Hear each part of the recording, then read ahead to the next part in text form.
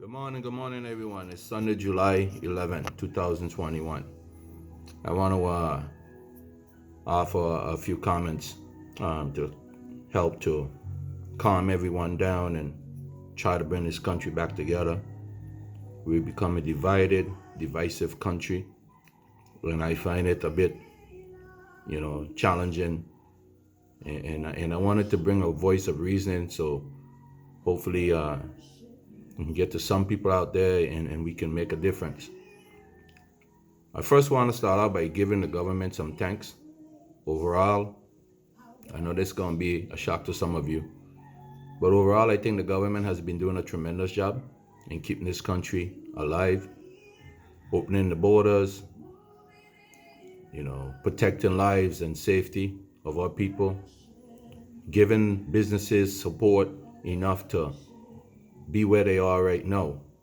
Billions of dollars the government have given out to businesses and individuals to help their business and to help keep employees employed. So I want to thank the government. I want to thank the Premier for his speech the other day. Premier, you on point. One of the things that you said in there that I really think needs to be emphasized is to the general public, ladies and gentlemen out there, the Premier made it clear, and he shouldn't have to do that. We know personally that we have a personal responsibility. A lot of what's happening is because of our personal behavior. And we need to make the difference. We need to be the one to go out and hold ourselves accountable. So ladies and gentlemen, if you're out there, if you're infected, even though if you may not fall ill or, die or whatever, think about your brother, your sister, your mother, your aunt, your uncle. Think about all the other people who need you, who support you. Think about them. Protect them. Stay home. 10 days, 14 days. If you are a healthy individual, it's proven now worldwide, doesn't matter where you are. We've seen it in the last couple months here in the BVI. If you catch COVID and you're a healthy individual, within a matter of days, you will recover. You will pass it like a flu. So do the right thing. Stay home. Don't infect anyone else. Let's just do the right thing. So again, thank the government for all that they have been doing.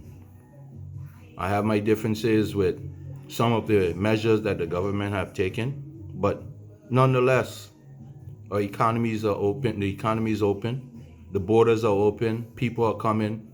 Businesses are functioning again. And I understand all the argument about some businesses will never come back. But whether there's a pandemic or not, some of these businesses would not have survived because they don't have the support or whatever it is.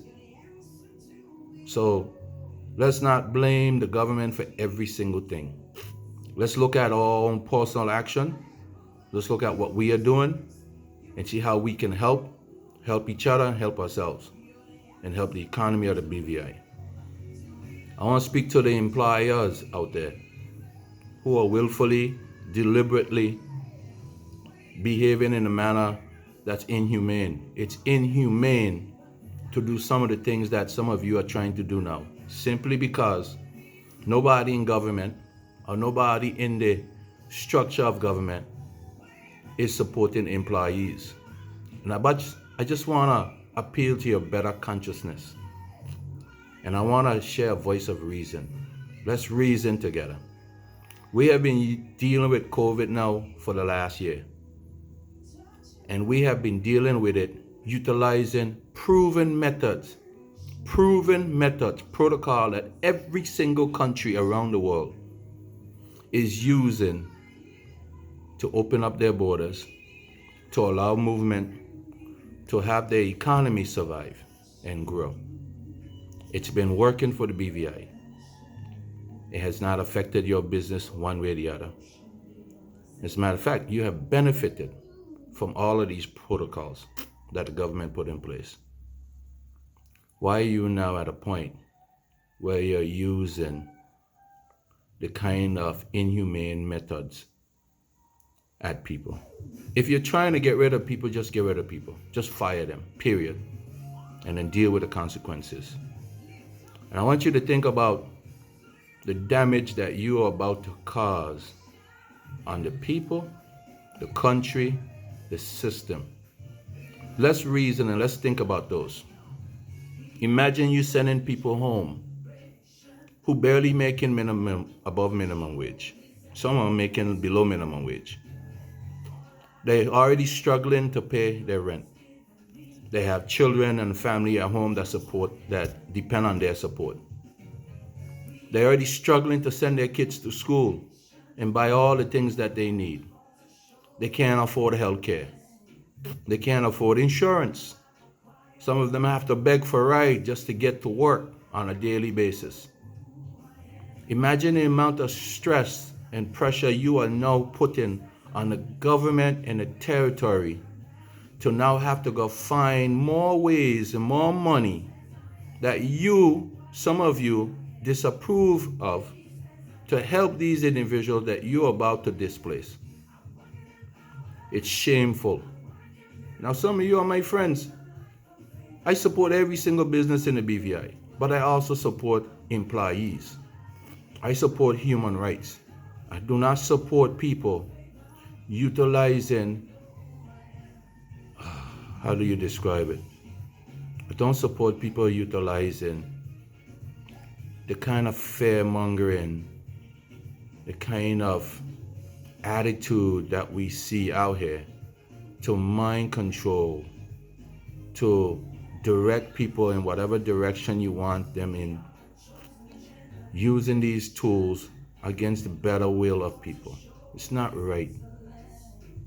It's not right. But overall, these same people that you're about to send home today, remember, they're employees for you, but they're customers for somebody else. Think about the impact. Think about the social unrest that you're about to create. Think about the crime rate of this country. Your business have been surviving because there's a balance in our society where people are empowered, they feel good about their jobs, they can live decent, they don't have to resort to desperate means and measures to survive. Think about that, Mr. Employer, Miss Employer. Think about that. I don't want to get into the vaccine war.